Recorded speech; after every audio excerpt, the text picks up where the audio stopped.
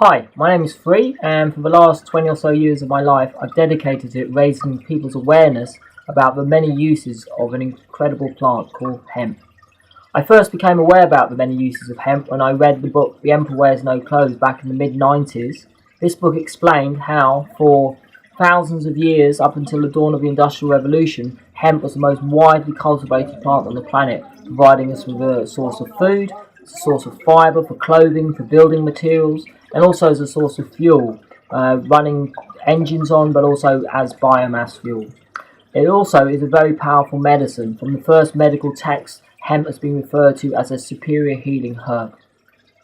When I first became aware about this information, I set up the Cannabis Hemp Information Club. I used the name Cannabis Hemp to remind us that we are referring to one of the same plant, firstly named in Latin, cannabis, and then hemp, English. There is a little bit of confusion around the word cannabis and hemp because the fact that it can be used as an industrial application for food and fibre, but then also as a medicine, which has also been used as a recreational drug as well.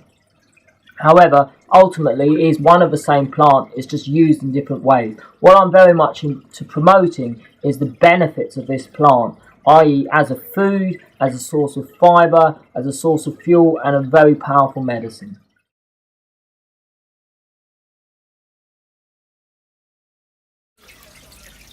Hi and welcome to Hemp in Avalon, which I opened in the spring equinox of 1997 with the key aim of raising people's awareness to the many uses of this incredible hemp plant. So, first thing I'd like to explain about the use of hemp is as a source of nutrition. The hemp seed, just one handful of hemp seed a day, provides you with a perfect balance of all the key essential nutrients your body needs. That's a perfect balance of the fats, complete protein containing all the essential amino acids, all the fat-soluble vitamins, and practically every mineral your body needs, just from one handful, about 2 tablespoons a day. You can eat them just as they are. They're quite crunchy. I really like eating them just like that. You can also grind them up and make marzipan, translated from the Chinese marzi, hemp seed pan preparation. So the original marzipan was ground hemp seed, almonds and dates. You can also make it into a savoury pate. You could also soak them, blend them with some water and make a hemp milk. The important thing not to do with hemp though is I wouldn't recommend heating it. The reason being the omega-3 alpha linoleic acid is a polyunsaturated fat, so it will oxidise and go rancid if you heat it, and it would actually become quite harmful if you were to cook hemp seed. So that's one thing I wouldn't recommend. Eating it raw is always best. So that's nutrition, and then from the stem of the plant we have the fibre uses. Now the stem of a hemp plant consists of a woody inner hurd surrounded by an outer cortex of bast fibres. Now the bast fibres, the long fibres, now these can be like 15-20 foot or long, because this is actually half a stem. Seeds planted in early spring, by autumn time could be 5, 10, 15, even 20 foot tall. This is actually, as I say, just half a stem.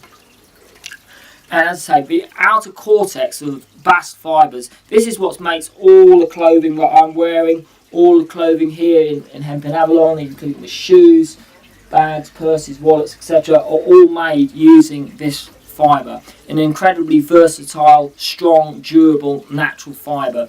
Very organic, naturally organic. The thing being that hemp, because it grows so strongly with few competitions from weeds or other bugs and things, it doesn't need any herbicides or pesticides to protect it. It's a naturally organic crop.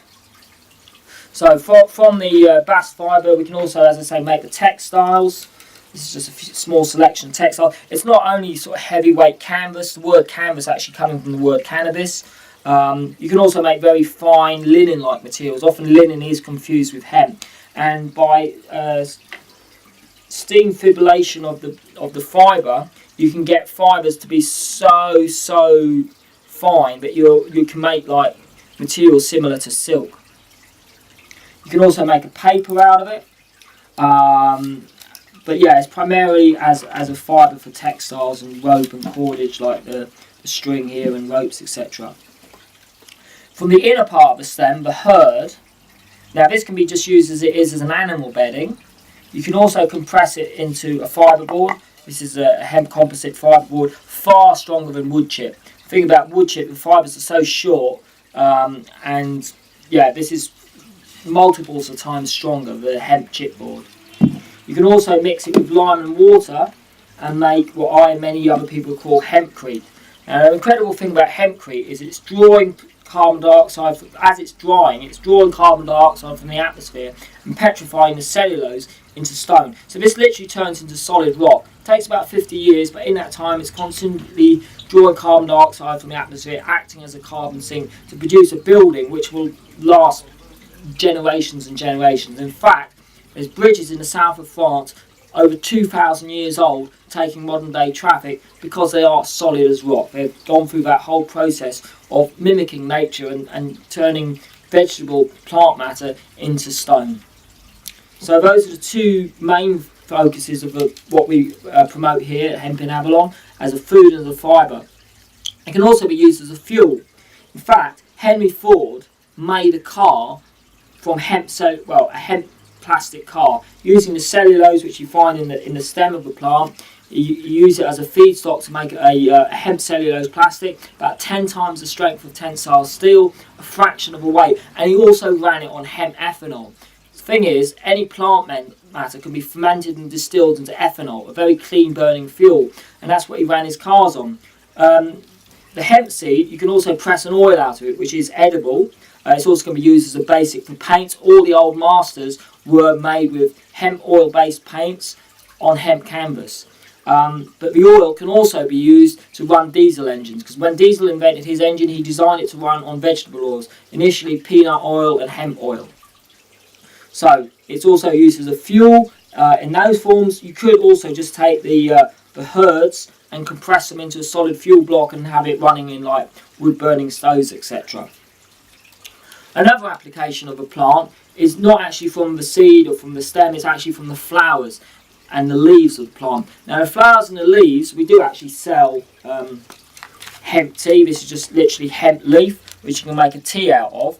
But the thing is, when the plant is fresh, it has incredible, nutritional applications and medicinal applications. It's been, you see, as Hippocrates put it, let thy food be thy medicine and thy medicine be thy food.